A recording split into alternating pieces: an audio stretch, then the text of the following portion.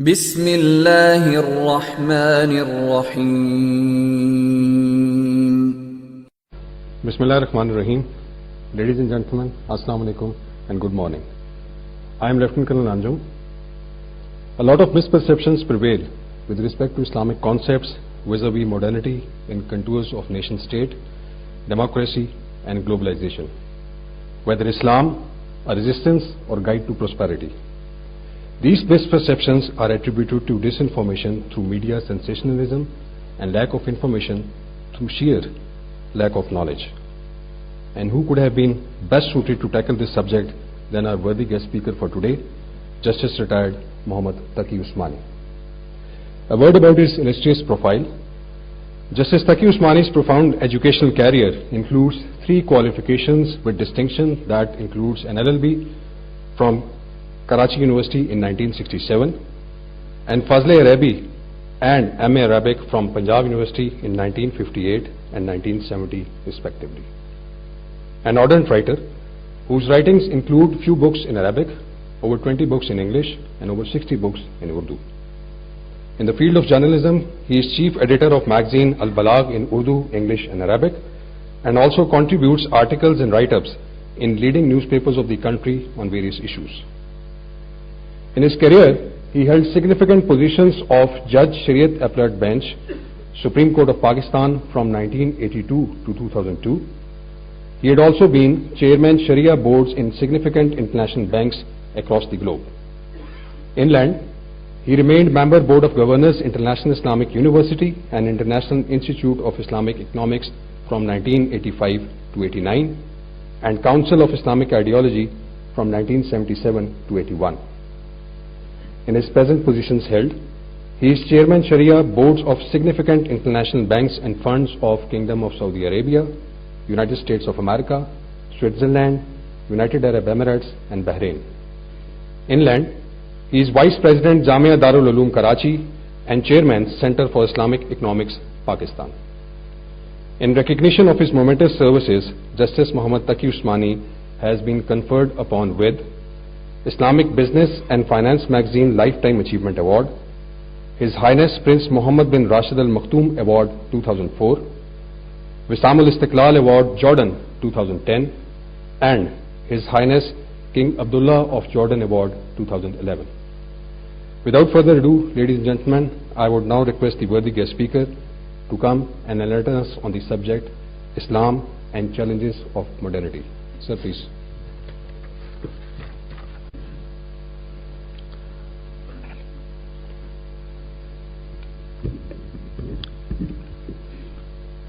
Alhamdulillah Rabbil Alameen Wassalatu wassalamu ala Sayyidina wa Mawlana Muhammadin Khatamin Nabiyyin wa ala alihi wa ashabihi ajma'in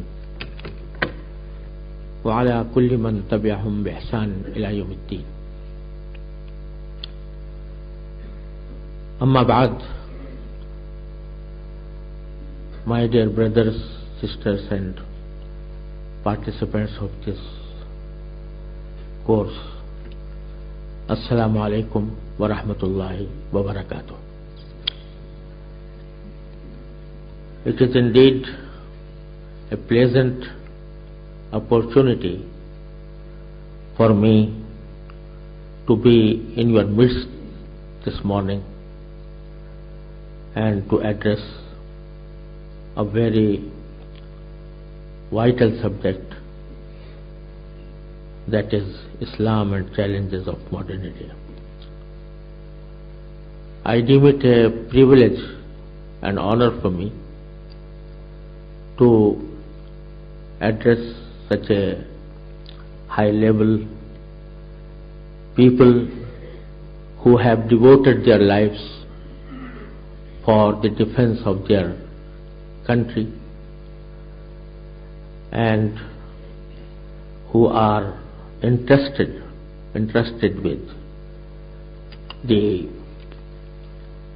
to defend the geographical boundaries of their respective countries. The topic of today's talk that has been given to me is Islam and the challenges of modernity. Although the subject or topic is very vast one, and it is very difficult to summarize all aspects of this topic. However, I'll try my best, inshallah, to speak on the basic concepts of Islam and modernity and the challenges of modernity that have been subject matter of discussion throughout the world.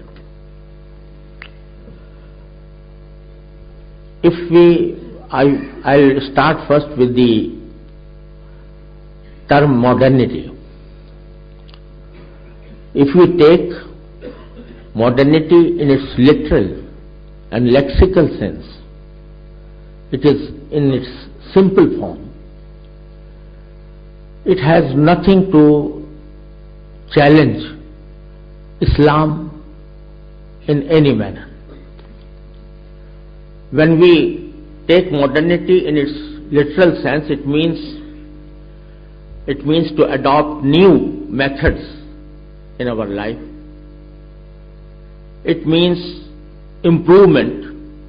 It means innovation in certain aspects of our day-to-day life. This kind of modernity is not a problem nor a challenge for Islam.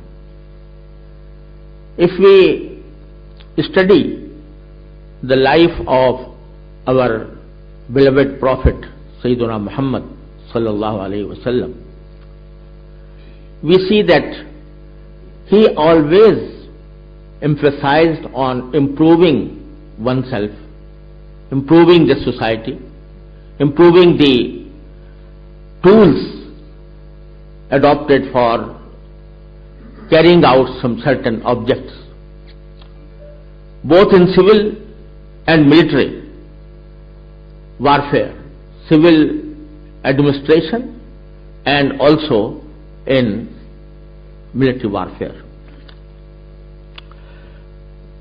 Hazrat Sayyidina Umar ibn al-Khattab radiyallahu ta'ala anhu, who was the second Khalifa of Rasulullah sallallahu alaihi wasallam and ruled almost half of the world, he improved the society. He introduced new and modern techniques to deal with civil and military operations and new methods to carry out the basic objects of an Islamic state.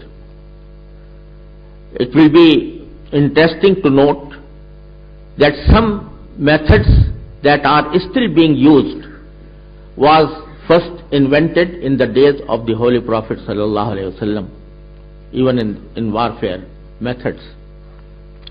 Blackout, for example, is something that has been acted upon throughout centuries. This was first introduced by Sayyidina Amr ibn al-As radiyallahu ta'ala anhu. Rasulullah sallallahu alaihi wasallam has sent him to an expedition. He has a very small lashkar with him, and he ordered his subjects that nobody would lit any fire during the night. The people who were with him, when returned to Rasulullah sallallahu alaihi wasallam, they complained about him that he did not let us lit fire during our stay at that place. Rasulullah sallallahu alaihi wasallam asked him, why did you do so? Amr ibn As radiallahu ta'ala answered that my people were very small in number, and I wanted to hide their number from the eyes of enemy. So this was the first blackout that has been adopted by Amr ibn As radiallahu ta'ala. So my basic purpose is to say that adopting new methods, adopting new techniques or inventions or improvement or change, this has never been a challenge for Islam. Islam emphasizes that you should build yourself according to the needs, needs of time and space. So far, you are within the limits prescribed by Allah subhanahu wa ta'ala in Al-Quran al-Kareem and by the Holy Prophet Muhammad sallallahu alaihi wasallam. So far, you are within those limits. You are at liberty. You can do anything that you deem appropriate within the space-time requirements. So this kind of modernity is neither a problem nor a challenge. If, for example, had this type of modernity has not been accepted, then it will not have been possible for man to adopt new technologies, new instruments. There was a time when people rode the horses and camels, etc. Now we are riding new vehicles, we have new aeroplanes, spacecraft, etc. There is no problem at all. But the problem arises when we think or see the basic roots, philosophical roots of this term, that is modernity.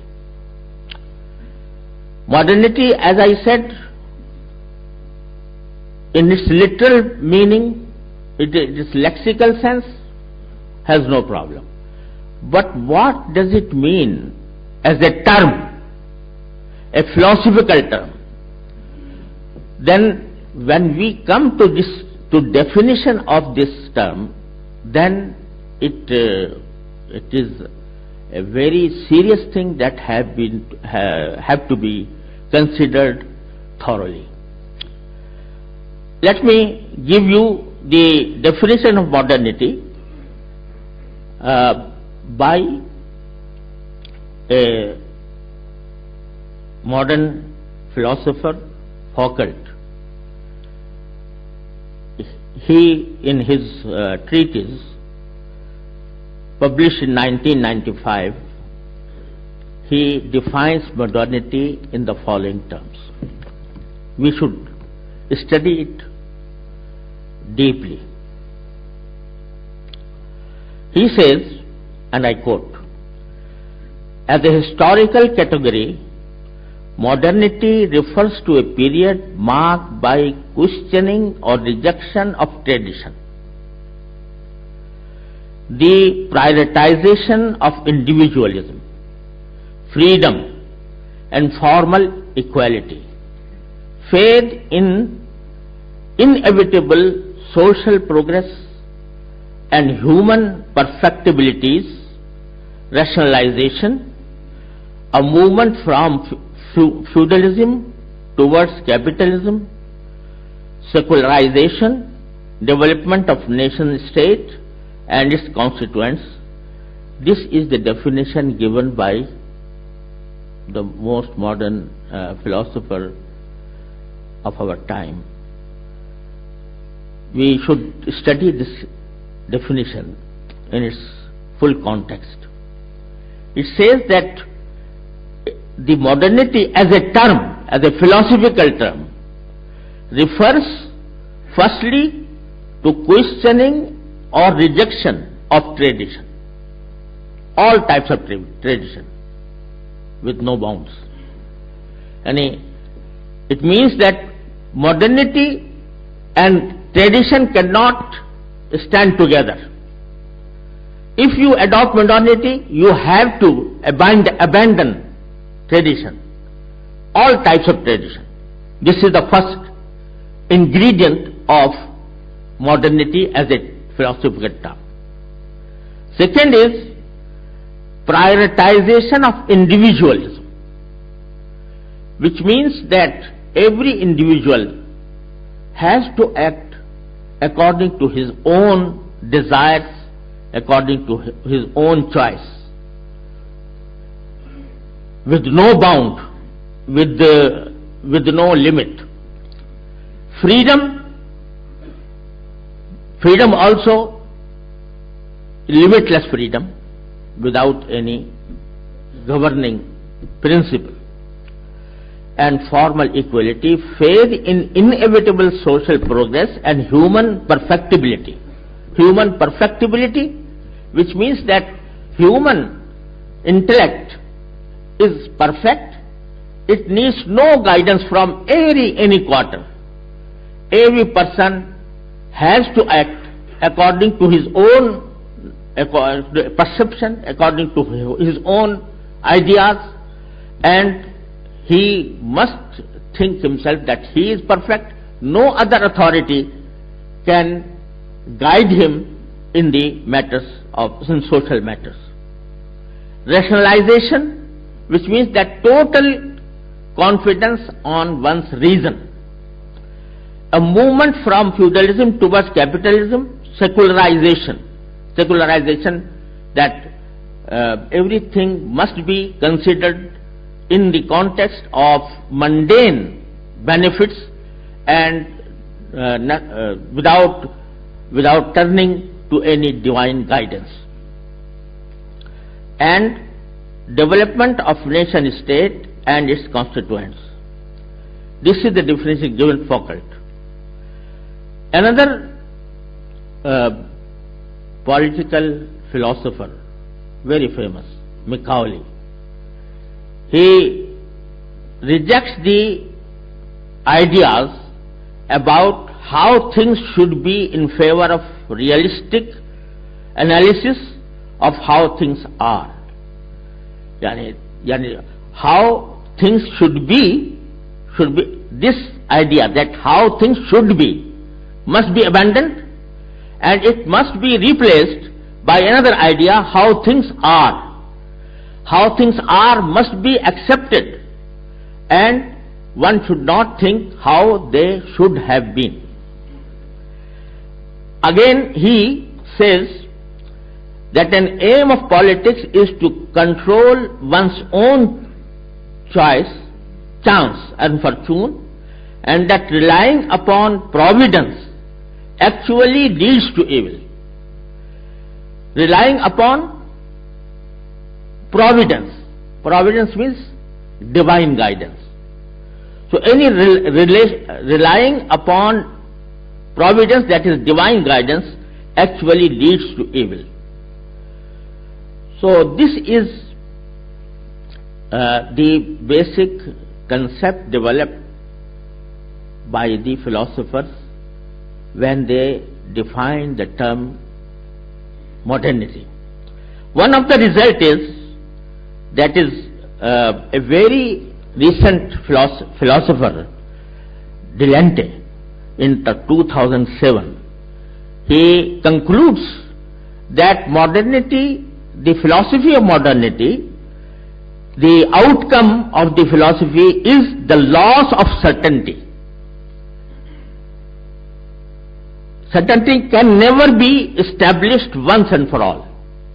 Nothing is certain, and nothing can be held as certain once for all. This is the concept of modernity as explained by the philosophers of our present time. This kind of modernity is not equal to its lexical or its literal meaning, as I explained earlier.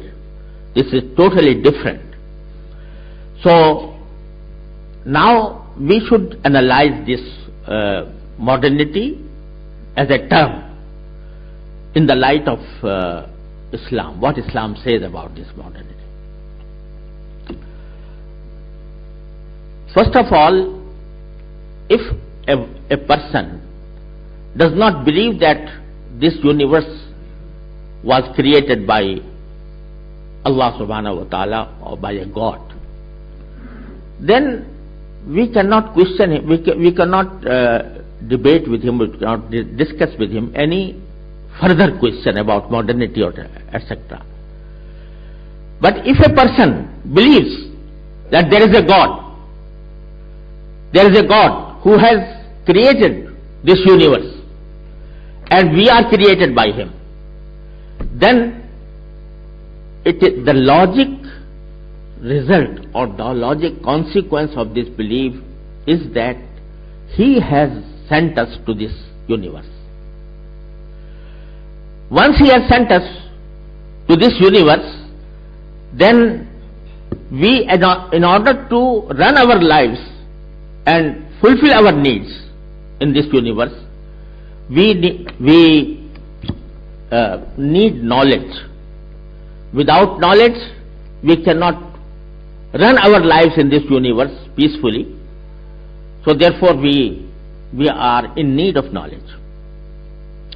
So Allah subhanahu wa ta'ala has given us some sources of knowledge from which we can acquire knowledge. The first source of knowledge that is bestowed upon us by Allah subhanahu wa ta'ala is our five senses: eyes to see, ears to listen, nose to what? To smell, and our hands and feet, etc. These are five senses given by Allah subhanahu wa ta'ala. The knowledge of many things we acquire through these five senses. But there comes a stage where our five senses cannot provide us knowledge. Then Allah subhanahu wa ta'ala has given us another source of knowledge, that is reason, our intellect, human intellect. This reason and intellect, we can use of it where our five senses cannot provide us with knowledge. Allah subhanahu wa ta'ala has ordered these sources of knowledge in a way that one source of knowledge can give you a particular type of knowledge, and it cannot give any other part of knowledge. For example, eyes, they can see but cannot hear. Our ears can hear but listen but cannot see. And likewise, reason give you knowledge where these five senses cannot work. So every source of knowledge has its own sphere of work, has its own domain or jurisdiction beyond which it cannot work. But there comes a stage where even our reason, our intellect cannot give us a perfect knowledge. It is that stage in which Allah subhanahu wa ta'ala has given us another source of knowledge, that is inspiration, divine guidance. Inspiration, guidance provided by our God, our Creator, through His messengers and through revelation in the divine books. So this is another source of knowledge that has been given. This source of knowledge has been provided to us in those areas in which neither our five senses could work, nor our reason and intellect could give any answer, any any perfect answer. In that area, it is the divine guidance that gives us the guidance, gives us the knowledge of right and wrong, or true or false. This kind of knowledge is given by divine guidance, by divine revelation. The problem with man is that he confines himself with only the first two sources of knowledge, that is, five senses and reason and intellect.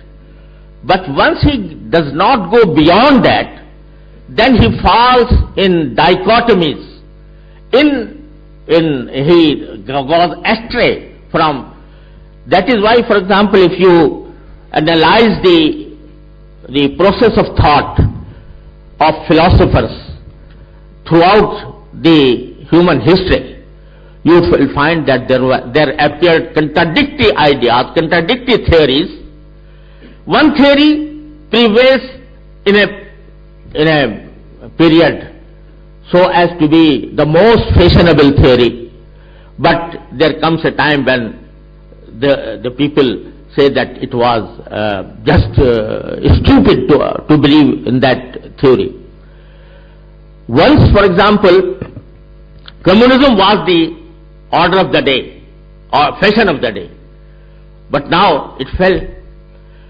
Communism was based on intellect, human intellect. Then came capitalism is also based on one's intellect. But now there are voices raised by the top economists that the capitalist economy has failed to provide humanity with the equality of opportunities, etc. So, once you rely only on your intellect and you make yourself devoid of divine guidance, then we will fall into errors and errors. And that is why, every stupid idea or every fatal idea can be proved true by some logical arguments if you rely only on the divine guidance, only on your intellect, and you deprive yourself from the divine guidance, then it may lead to any evil thought. So this is the intellect that has been misguiding the humanity. Let me give you a very interesting example that first nuclear bomb was dropped in Hiroshima and Nagasaki, and the whole world is against the atrocities that have been caused by this nuclear weapon. And I myself have seen the place, and I myself studied what kind of conclusion, what kind of results appeared on human beings through this. But I quote from Encyclopedia Britannica here. It is mentioned here that former Prime Minister Winston Churchill estimated that by shortening the war, the atomic bomb had saved the lives of 1 million US and 250,000 British soldiers. He is justifying dropping the nuclear bomb, justifying on the ground. He does not mention how many people died, how many people suffered calamities, how many people, were, totally became worthless. But he says that the lives of some 1 million people and 250,000 British soldiers was saved by this atomic bomb. So you can prove anything by anything. You can based on your intellect, you can, the worst thing to be good, and you can prove anything. So it is the intellect. When it becomes devoid of divine guidance, then he lets one go astray. What reason does with a human being? Let me quote to you a legal expert of jurisprudence, that Dr. Friedman. He quotes the proponents of modernity in its philosophical term. He says, reason is and ought only to be the slave of the passions, and can never pretend to any other office than to serve and obey them. It is only the human desires that must prevail on reason, and reason is slave of those desires only, and nothing other office than to serve and obey these desires. The Holy Quran says, the Holy Quran makes clear distinction between reason and desires. It says reason is something that is a good quality for a human being. But so far as desires is concerned, he says, وَلَوِ اتَّبَعَ الْحَقُّ أَهْوَاءَهُمْ لَفَسَدَتِ السَّمَاوَاتُ وَالْأَرْضُ وَمَنْ فِيهِنْ. That, and if truth were subordinated to their desires, the skies and the earth and all that is therein would become corrupt. This is the Holy Quran, the verse of Holy Quran says that desire is something else and reason is something else.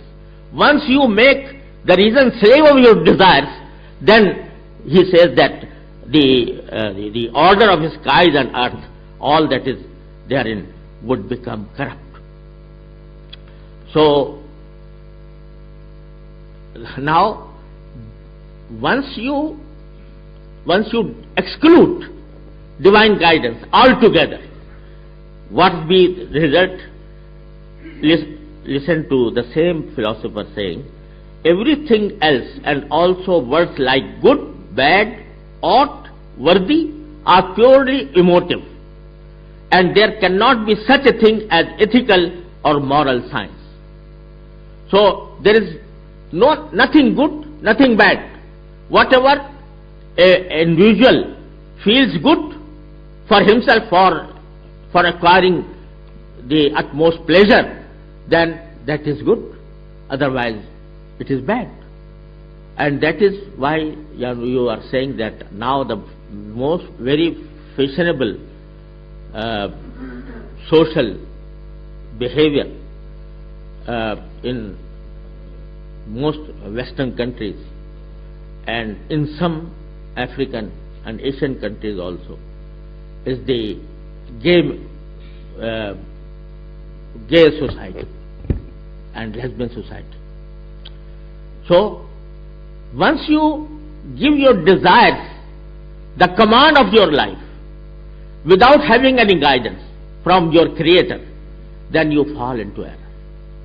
So therefore our basic Islam says that there is no problem in improving yourself.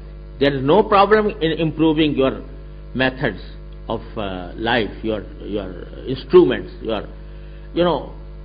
if you construct a good house and designed by a modern architect, there is no problem at all. If you adopt some new design of your telephone or your car, there is no problem, there is no challenge.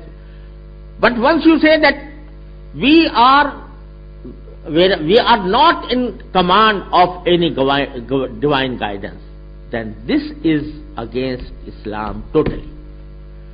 Islam says that there should be some principles of life that have eternal truth and could not be changed by one's own desire. those principles are enshrined by the Holy Quran and the Sunnah of the Holy Prophet Muhammad sallallahu alaihi wasallam. They could not be changed. But they are very few. But there is a great and very vast area in which human intellect and experiments could well play their role, and then one can go forward to achieve, from good to better and better to best. So there is wide area of mubahat, that is called in the Islamic terminology as mubahat, permissible things, permissible areas. Then in those areas you can play your role, intellect may play his role, and you can improve yourself. But so far as some basic principles are concerned, they must remain intact. For example, belief in one Allah, one God. This is the basic belief of Islam. So this can never change. This will remain intact. That Allah subhanahu wa ta'ala has ordered us to offer 5 times prayers, salah. This cannot be changed. But there are some prohibitions given by Allah, because mere human intellect cannot find out the injuries caused by those prohibited acts. So they have been prohibited by Allah, that you may like or may not like. But this is the prohibited. You must follow that prohibition. You must abstain from it. And this is one of the principles that even the legal thinkers have said there is a need to keep some principles intact without any change. For example, I quote from a jurisprudence writer. It says, what interest should the real legal system protect? This is a question of values in which legal philosophy plays its part. But however much we desire the help of philosophy, it is difficult to obtain. No agreed scale of values has ever been reached. Indeed, it is only in religion that we can find a basis, and the truth of religion must be accepted by faith or intuition and not purely as the result of logical argument. Let me give you the example of some people who are blamed from all quarters. These extremists who are committing suicide bombings, they are doing so not on the basis of religion, basic of Islamic instruction, because there is a very clear prohibition by the Holy Quran and the Sunnah of the Holy Prophet ﷺ against suicide. But they are doing it on the basis of their reason, or their own emotions, or their own desires. They are committing it because they are not following the divine guidance in that matter. So once you leave your intellect free from all type of guidance, of the divine guidance, then you cannot stop at any stage. This is the message conveyed to us by Islam. There are certain very few principles that one has to abide by them. Then there is a very vast area of mubahat in which you can improve yourself, bring out new innovations, etc. You can do that, but being within the limits prescribed by the Holy Quran and Sunnah of the Holy Prophet sallallahu alaihi wasallam. This is the basic idea that I intended to convey to you. And at the end, apart from this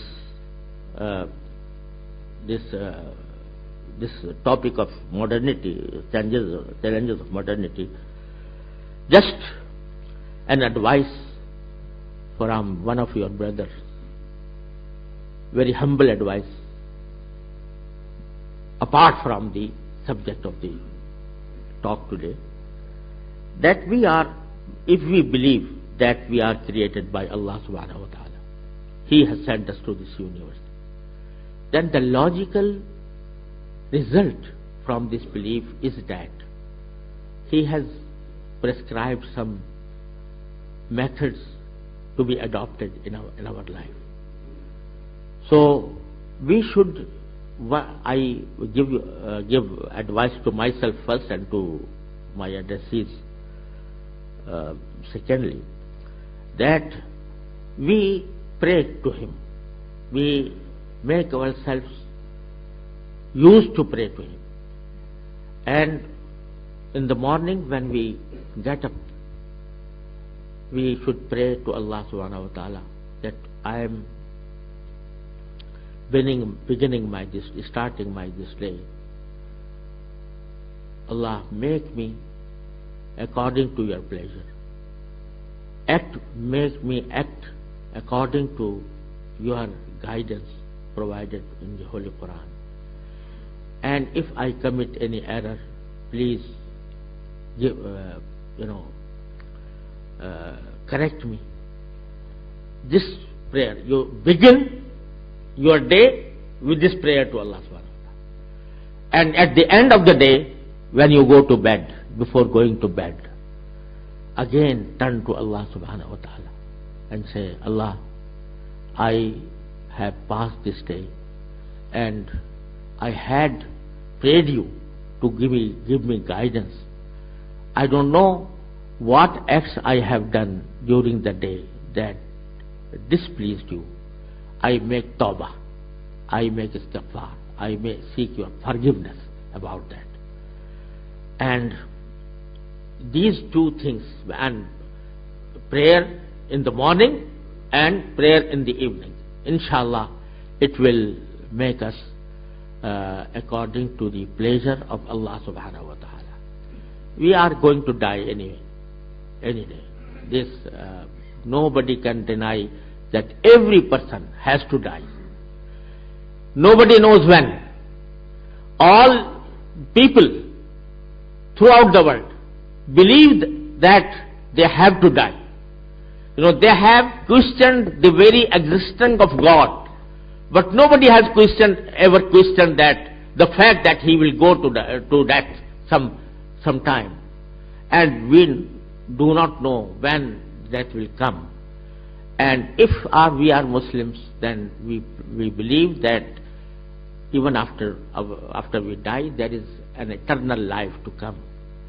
So we should prepare ourselves for that life, and for people in preparation for that life, this is the key advice to turn to Allah subhanahu wa ta'ala every day, in the morning and at the evening.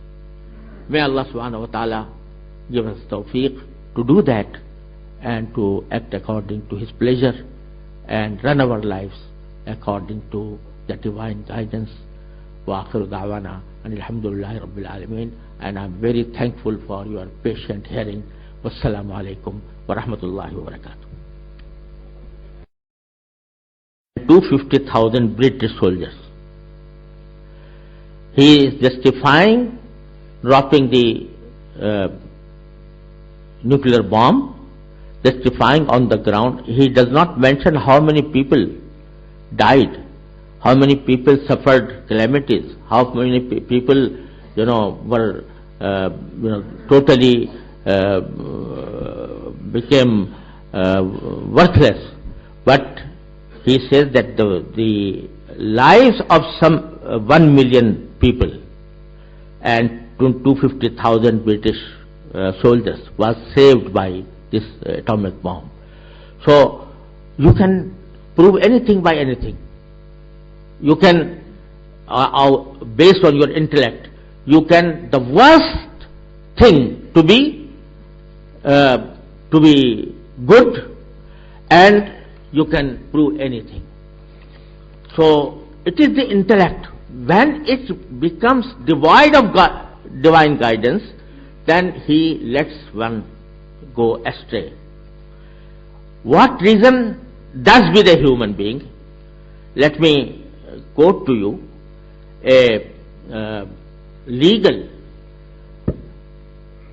expert of jurisprudence, that Dr. Friedman. He quotes the proponents of modernity in its philosophical term. He says, reason is and ought only to be the slave of the passions and can never pretend to any other office than to serve and obey them.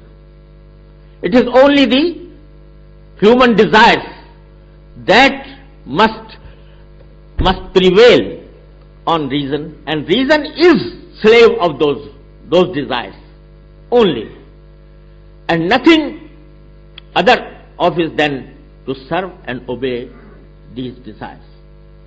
The Holy Quran says, the Holy Quran makes clear distinction between reason and desires. It says reason is something that is a good quality for a human being. But so far as desires is concerned, he says, وَلَوِ اتَّبَعَ الْحَقُّ أَهْوَاءَهُمْ لَفَسَدَتِ السَّمَاوَاتُ وَالْأَرْضُ وَمَنْ فِيهِنْ. That, and if truth were subordinated to their desires, the skies and the earth and all that is therein would become corrupt. This is the Holy Quran, the verse of Holy Quran says that desire is something else and reason is something else. Once you make the reason slave of your desires, then he says that the order of the skies and earth, all that is therein, would become corrupt. So now, once you exclude divine guidance altogether, what will be the result?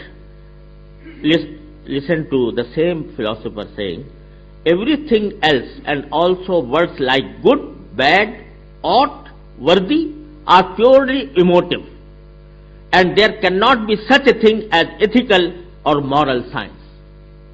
So there is nothing good, nothing bad. Whatever an individual feels good for himself, for acquiring the utmost pleasure, then that is good. Otherwise, it is bad. And that is why you are saying that now the most very fashionable social behavior in most Western countries and in some African and Asian countries also is the gay society and lesbian society. So once you give your desires the command of your life without having any guidance from your Creator, then you fall into error. So therefore, our basic Islam says that there is no problem in improving yourself. There is no problem in improving your methods of life, your instruments, if you construct a good house and designed by a modern architect, there is no problem at all. If you adopt some new design of your telephone or your car, there is no problem, there is no challenge. But once you say that we are not in command of any divine guidance, then this is against Islam totally. Islam says that there should be some principles of life that have eternal truth and could not be changed by one's own desire. Those principles are enshrined by the Holy Quran and the Sunnah of the Holy Prophet Muhammad sallallahu alaihi wasallam. They could not be changed. but they are very few. But there is a great and very vast area in which human intellect and experiments could well play their role, and then one can go forward to achieve, from good to better and better to best. So there is wide area of mubahat, that is called in the Islamic terminology as mubahat, permissible things, permissible areas. Then in those areas you can play your role, intellect may play his role, and you can improve yourself. But so far as some basic principles are concerned, they must remain intact. For example, belief in one Allah, one God. This is the basic belief of Islam. So this can never change. This will remain intact. That Allah subhanahu wa ta'ala has ordered us to offer 5 times prayers, salah. This cannot be changed. But there are some prohibitions given by Allah, because mere human intellect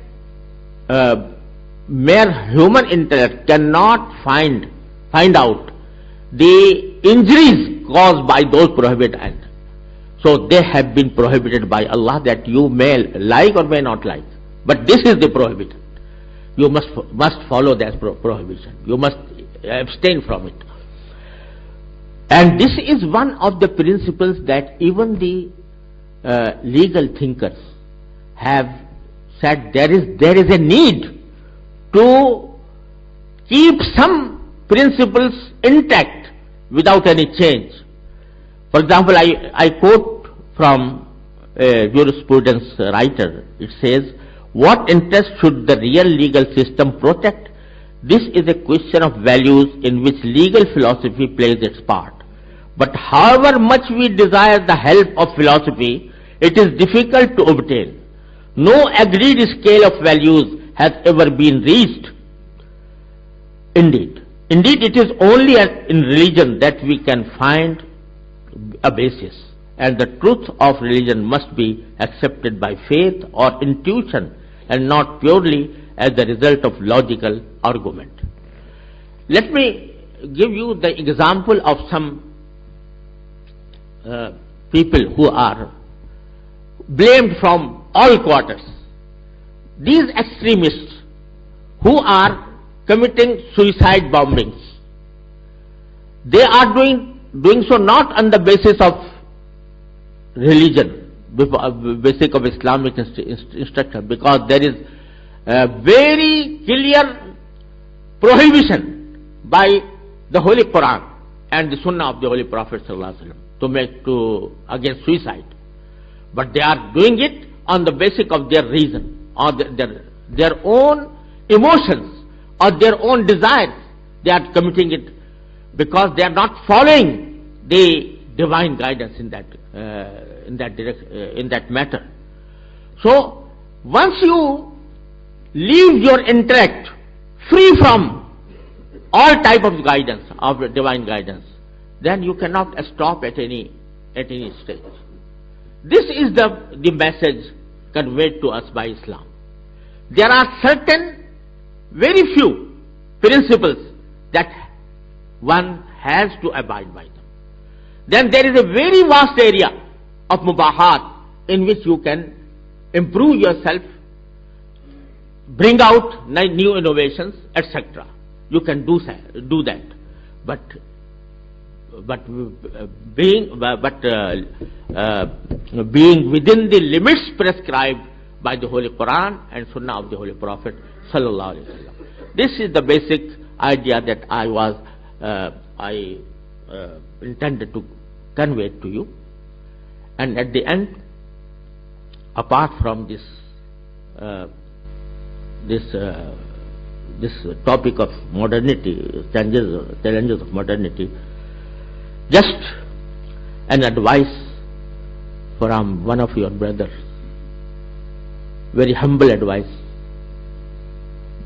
apart from the subject of the talk today, that we are, if we believe that we are created by Allah subhanahu wa ta'ala, He has sent us to this universe, then the logical result from this belief is that He has prescribed some methods to be adopted in our life. So we should, I give advice to myself first and to my addressees secondly, that we pray to Him. We make ourselves used to pray to Him. And in the morning when we get up, we should pray to Allah subhanahu wa ta'ala that I am starting this day. Allah, make me according to your pleasure. Make me act according to your guidance provided in the Holy Quran. And if I commit any error, please give, correct me.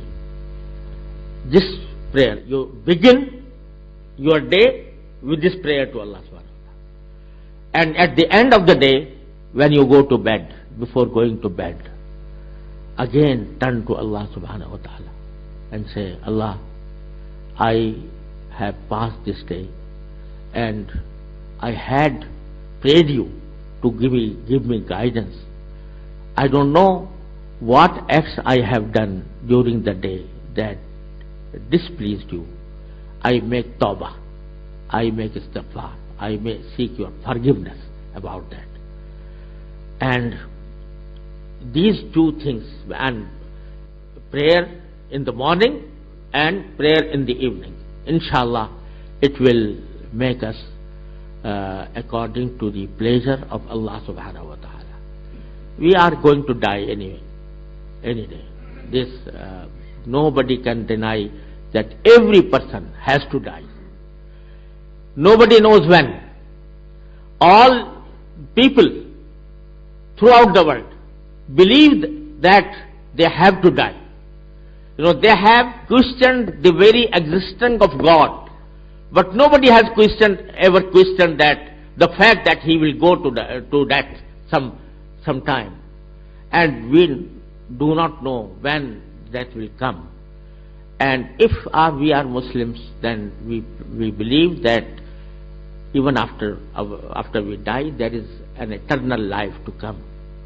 So we should prepare ourselves for that life, and for people in preparation for that life, this is the key advice to turn to Allah subhanahu wa ta'ala every day, in the morning and at the evening. May Allah subhanahu wa ta'ala give us tawfiq to do that and to act according to His pleasure and run our lives according to the divine guidance. Wa akhiru da'wana and alhamdulillahi rabbil alameen. And I am very thankful for your patient hearing. Wassalamu alaikum wa rahmatullahi wa barakatuh. With your permission, sir, we can start the question answers. Yes. From that wing, please. Assalamu alaikum. My name is Lieutenant Colonel Amjad, and I want to ask you that what is the concept of nation? With your permission, sir, we can start the question answers. Yes. From that wing, please. Assalamu alaikum.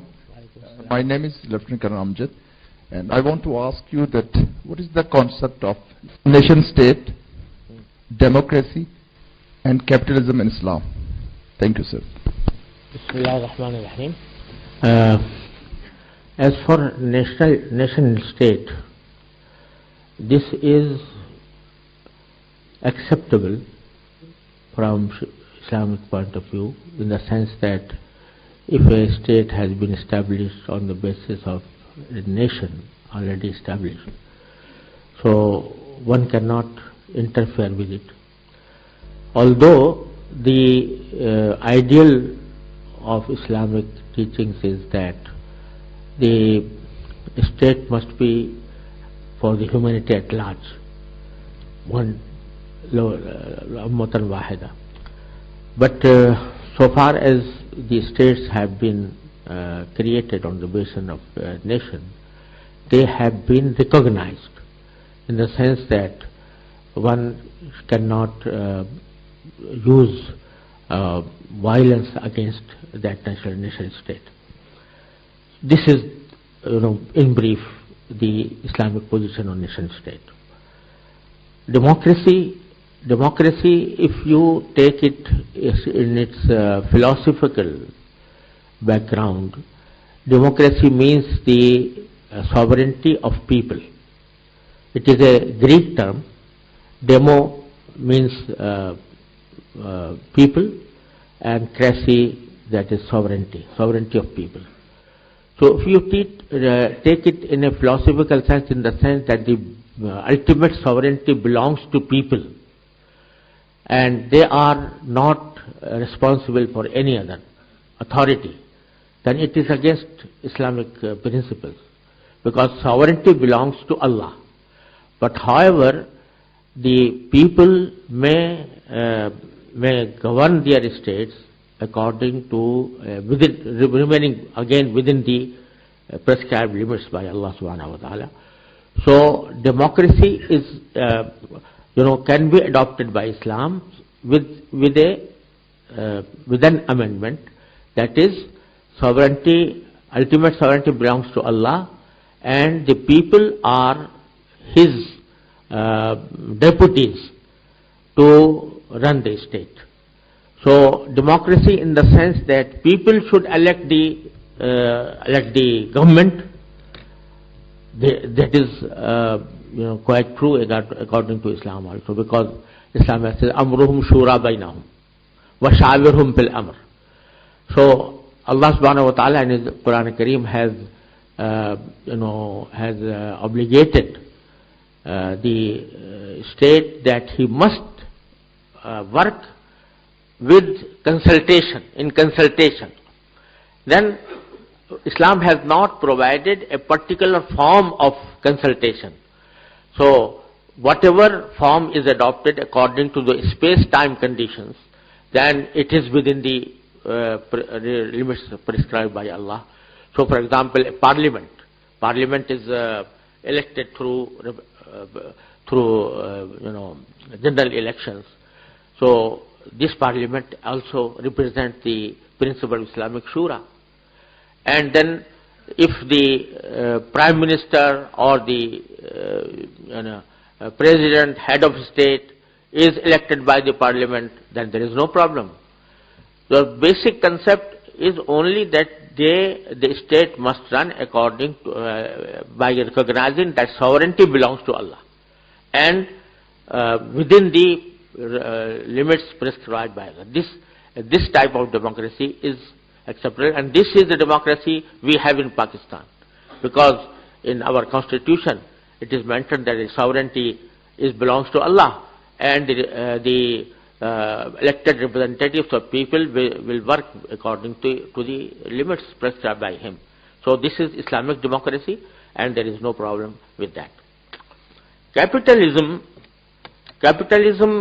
in fact, the basic idea of capitalism is that everybody should be free to earn his livelihood in whatever means.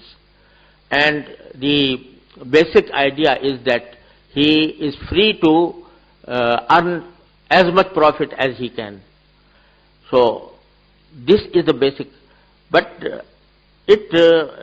capitalist theory said that it believes in market economy, in the sense that all the economic problems are solved by the market forces, that is demand and supply. So Islam does recognize demand and supply, but the principle that one can achieve profit from whatever source he may, as much profit as he wishes, this is against Islam. Because Islam, while recognizing market forces, that is demand and supply forces, also has put some restrictions on gaining or earning profits. So if the if you have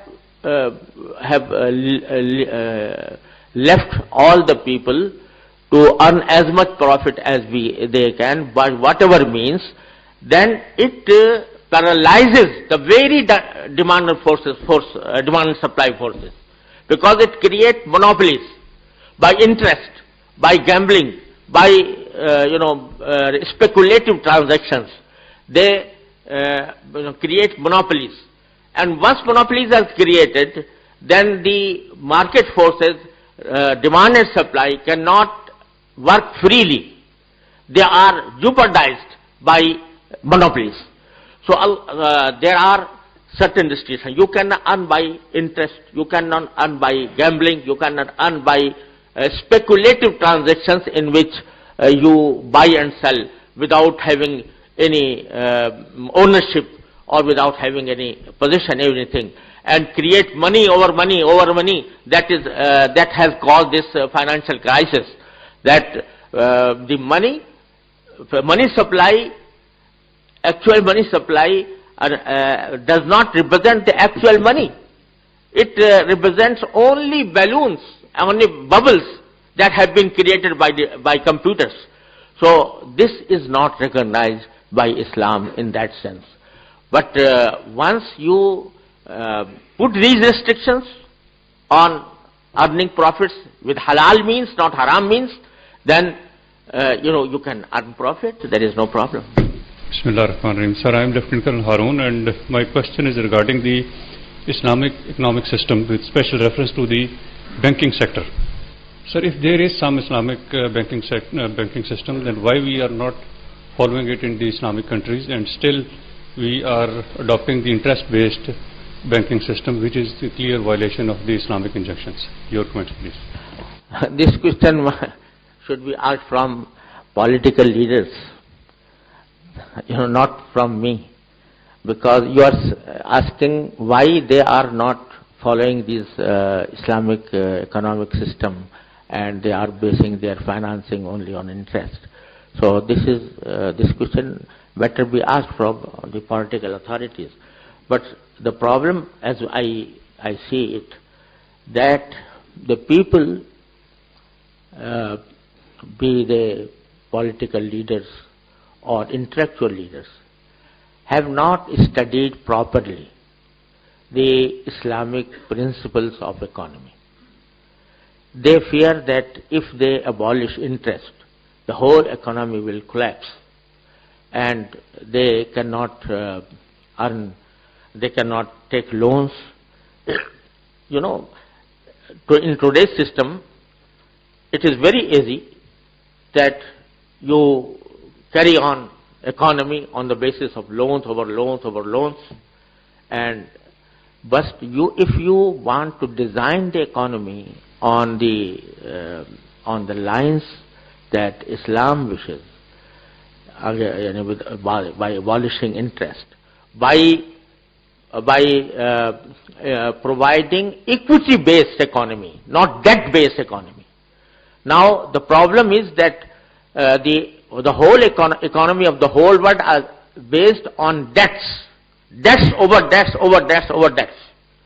Do you know that the actual money supply, of the world, if you see related to real economy, it is not more than 3% of the whole money supply of the world. Only 3% is currency, and all 97% money supply is created by computers, have nothing at all. Not even the paper notes. They are created by them. So the whole world has become a balloon that is inflated by day by debts and debts and debts. So this debt-based economy must be switched over to equity-based economy that deals with real economy, real assets. So this task needs a revolutionary thinking and also revolutionary resolution to bring about equity-based economy. So, but the people do not Nation state, democracy, and capitalism in Islam. Thank you, sir. democracy and Bismillah ar-Rahman ar-Rahim. As for nation state, this is acceptable from Islamic point of view, in the sense that if a state has been established on the basis of a nation already established, so one cannot interfere with it. Although the ideal of Islamic teachings is that the state must be for the humanity at large, one ummatan wahida. But so far as the states have been created on the basis of nation, they have been recognized in the sense that one cannot use violence against that nation state. This is, in brief, the Islamic position on nation state. Democracy, if you take it in its philosophical background, democracy means the sovereignty of people. It is a Greek term. Demo means people, and cracy, that is sovereignty of people. So if you take it in a philosophical sense, in the sense that the ultimate sovereignty belongs to people, and they are not responsible for any other authority, then it is against Islamic principles, because sovereignty belongs to Allah. But however, the people may govern their states according to remaining again within the prescribed limits by Allah subhanahu wa ta'ala. So democracy is can be adopted by Islam with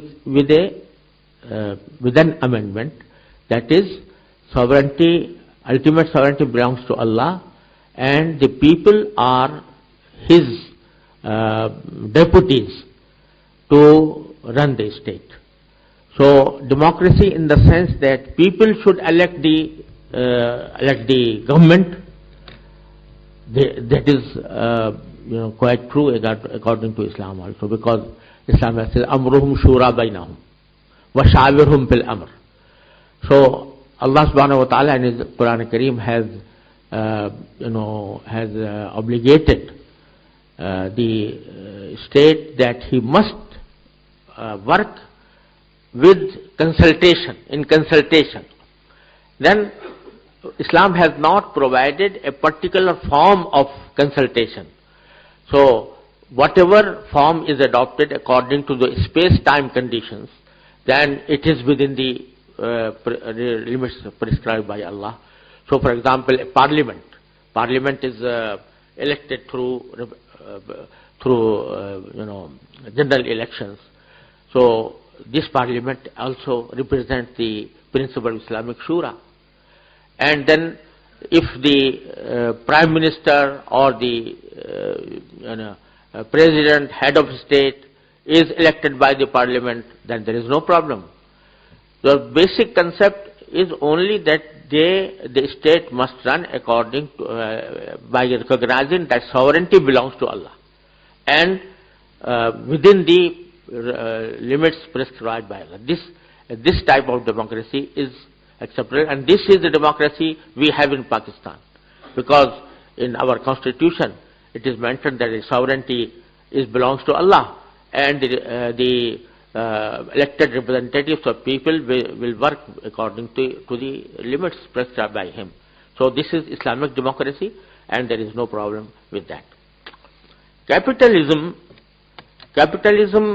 in fact, the basic idea of capitalism is that everybody should be free to earn his livelihood in whatever means. And the basic idea is that he is free to earn as much profit as he can. So this is the basic. But capitalist theory said that it believes in market economy in the sense that all the economic problems are solved by the market forces, that is demand and supply. So Islam does recognize demand and supply, but the principle that one can achieve profit from whatever source he may, as much profit as he wishes. This is against Islam, because Islam, while recognizing market forces, that is demand and supply forces, also has put some restrictions on gaining or earning profits. So if you have left all the people to earn as much profit as they can by whatever means, then it paralyzes the very demand and supply forces, because it creates monopolies by interest, by gambling, by speculative transactions. They create monopolies, and once monopolies are created, then the market forces, demand and supply, cannot work freely. They are jeopardized by monopolies. So there are certain restrictions. You cannot earn by interest, you cannot earn by gambling, you cannot earn by speculative transactions in which you buy and sell without having any ownership or without having any possession, anything, and create money over money over money. That has caused this financial crisis. That the money supply, actual money supply, does not represent the actual money. It represents only balloons, only bubbles that have been created by computers. So this is not recognized by Islam in that sense. But once you put these restrictions on earning profits with halal means, not haram means, then you can earn profit. There is no problem. Bismillah ar-Rahman ar-Rahim. Sir, I am Lieutenant Colonel Haroon, and my question is regarding the Islamic economic system with special reference to the banking sector. Sir, if there is some Islamic banking system, then why we are not following it in the Islamic countries, and still we are adopting the interest-based banking system, which is the clear violation of the Islamic injunctions? Your comments, please.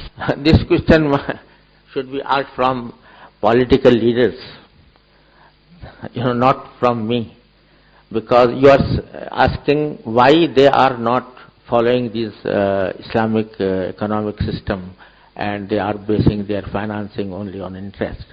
So this question better be asked from the political authorities. But the problem, as I see it, that the people, be they political leaders or intellectual leaders, have not studied properly the Islamic principles of economy. They fear that if they abolish interest, the whole economy will collapse, and they cannot earn, they cannot take loans. In today's system, it is very easy that you carry on economy on the basis of loans over loans over loans,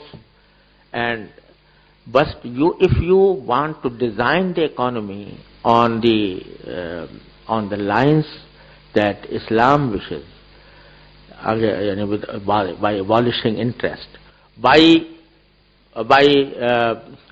providing equity-based economy, not debt-based economy. Now the problem is that the whole economy of the whole world are based on debts over debts over debts over debts. Do you know that the actual money supply, of the world, if you see related to real economy, it is not more than 3% of the whole money supply of the world.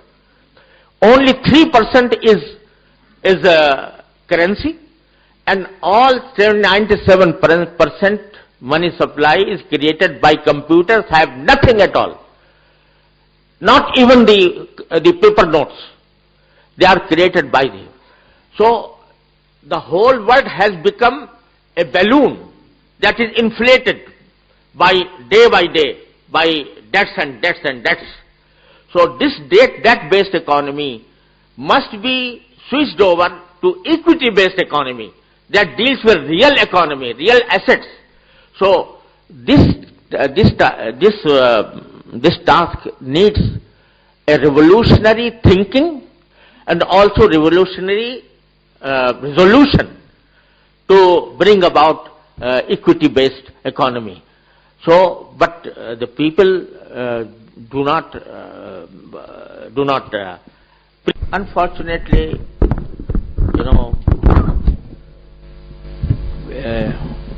any principle, if you do not act on it properly and do not manage it or regulate it in a proper manner, it cannot bring fruit. So this is the case with zakat or ushr. The problem is that in our society, the amana and diyanat, they are something that only theoretical, unfortunately.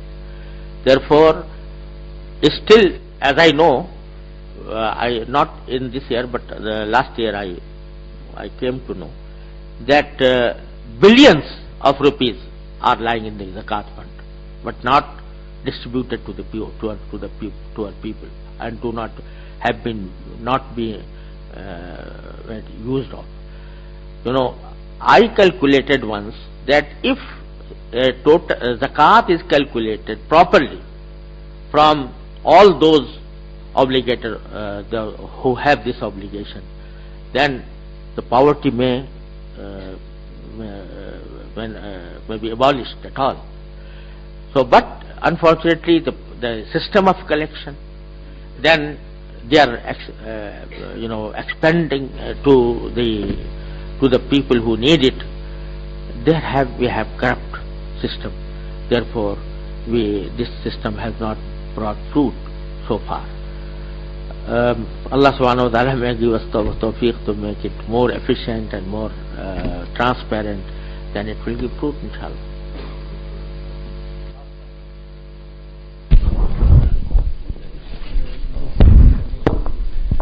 Okay, Brigadier Bilal from Lebanon.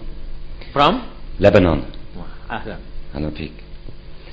I think that the main problem which faces the Islam and the Islamic words is the contradictions, explanation, and the antithetical concepts of the surah and the ayat al-Quran. What I mean is that everyone try to explain Quran from his own desire and his own perspective, such as Daesh and the others. And that issue is leading us to a big dilemma. I have two small questions, please. Yes. In your point of view, does that issue comes into the modernity that we are talking about? Second question, what are the right and suitable procedures which should be taken in order to stop or to prevent these new ways of fatwa? Thank you. Thank you very much. In fact, this is you are 100% right that this is a problem, that everybody is trying to interpret the Holy Quran according to his own wishes and desires. The solution to this problem is not very difficult. There are, in Islamic world, there are a number of institutions in which all such juridical problems, issues are fully discussed, debated, and resolutions are adopted. For example, Islamic Fiqh Academy of OIC, based in Jeddah. It takes many issues and deliberates and then come forward with a resolution that is accepted in the whole Islamic world. if, for example, a small group, I'm saying not small in the sense of its, defense power, but I'm saying in, according to its number, according to its caliber.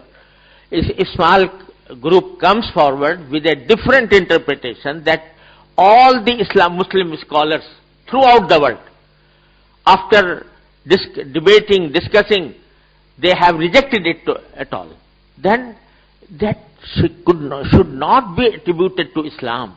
It should not be attributed to the scholars, because in every society there may come some people who come forward with a different point of view than the majority of them, and the majority believes and interprets, and with arguments, with discussion, that this interpretation is not true. So the people must know that an interpretation presented by a small group, a very small group, against the majority of the scholars of the world, how can it be relied upon? So this is one, you cited diet, therefore I am referring to it. Otherwise, there are other issues also in the present world that need research from Islamic point of view, and they are presented before the Islamic Fiqh Academy of OIC, and Alhamdulillah, this organization, that is Majma' al-Fiqh al-Islami, is represented by all Muslim countries, Muslim and even non-Muslim countries, where Muslims are in minority. They are represented, the issues are presented, they are discussed, they are debated, then resolutions are taken up. This is the only way that in which we can. Otherwise, Islam has no hierarchy like it was in Christianity. There is no hierarchy that once a pope has ordered something, all people are bound to accept it. This type of hierarchy is not present in Islam. But the conscience of the Ummah, represented by the majority of the scholars, takes precedence or all other individual points of view. Sir, I am Lieutenant Colonel Mukim, and my question is somewhat related to the previous question, sir. So going with your opening argument that modernity in its literal sense does not challenge Islam, and Islam allows changing with the demands of that time, and the instrument described for that is ijtihad. So my question is that where this instrument has gone from Islamic societies, and if somehow we go for ijtihad today, what would be the form, what would be the way we'll go for ijtihad? Thank you. In fact, it is a topic, a very independent topic also, but let me explain a little bit. Some people, some people think that the gate of ijtihad is closed. So this is not true. The gate of ijtihad was opened by Rasulullah sallallahu alaihi wasallam himself, when he sent Sayyidina Mu'adh ibn Jabal to Yemen. So the gate opened by Rasulullah sallallahu alaihi wasallam cannot be closed by anyone. But the problem is that we should understand the nature of ijtihad. What ijtihad means? Ijtihad is relevant to the hadith of Mu'adh radhiyallahu anhu. When he sent Mu'adh, so Rasulullah sallallahu alaihi wasallam asked him, how will you decide matters presented before you? He said, I'll follow the Holy Quran. Rasulullah said, if you do not find any answer in the Holy Quran, then what will you do? And he said, I'll follow your Sunnah. Then if you do not find anything in Sunnah, what will you do? He said, then I'll do ijtihad. So it means that ijtihad is not something against Quran and Sunnah. It comes after Quran and Sunnah. However, ijtihad may play its role in interpreting the text of the Holy Quran, interpreting the implications of the Sunnah of the Holy Prophet sallallahu alaihi wasallam. But by making ijtihad is trying to know the exact intention of the Holy Quran, exact intention of the Sunnah of the Holy Prophet. This is ijtihad. Now, some people, feel that if some practice or some exercise is done to allow something that has been prohibited before, this is ijtihad. Okay? And if, for example, something has been held prohibited by ijtihad, this is not ijtihad. This is not true. Ijtihad means to reach to the correct intention of the holy text. This is ijtihad. This has been done throughout the centuries. Now, another form of ijtihad is that a new situation arose, which was not clearly mentioned in the Holy Quran nor in the Sunnah of the Holy Prophet. Then in that case, based on the principles enshrined in the Holy Quran, based on the principles enshrined in the Sunnah, we derive the rules of Sharia. This is ijtihad also. And this kind of ijtihad is exercised throughout the centuries, and it is being exercised today also. But it has some restrictions. Restriction in the sense that the person who is doing ijtihad must know the Holy Quran, must know the Sunnah. If he is not aware of the Holy Quran, nor of the Sunnah, then how can he make ijtihad? So therefore, when some people say that ijtihad needs some qualifications, the people feel that they have closed the gate of that. This is not true. If a person is eligible, he has studied the Holy Quran, he has studied the Holy Sunnah of the Holy Prophet, and then exercises this ijtihad, there is no bar at all. Sir, this query is being asked, keeping in view your experience as a member of the Supreme Court Shariat bench. Hudud ordinance were enforced in 1979. Yes. It is almost more than 36 years that even to date no one has been convicted under the Hudud ordinance, and we have a parallel arrangement that 376 PPC is also there, and mostly theft cases are. And secondly, in 2-3 cases the Sessions Court had convicted the accused person, but the Shariat Court overturned them on the ground that the witnesses which were produced do not come up to the level of Tazkiyah of Shuhud. So what are your comments? Do we need some improvement in the Criminal Procedure Code, or these Hudud laws which are there on the statute book for last 36 years? No one has been convicted to date. Have the society been curbed of all these offences? What is your comments on this? In fact, Hudud ordinance came in 1979, and they were not restricted to the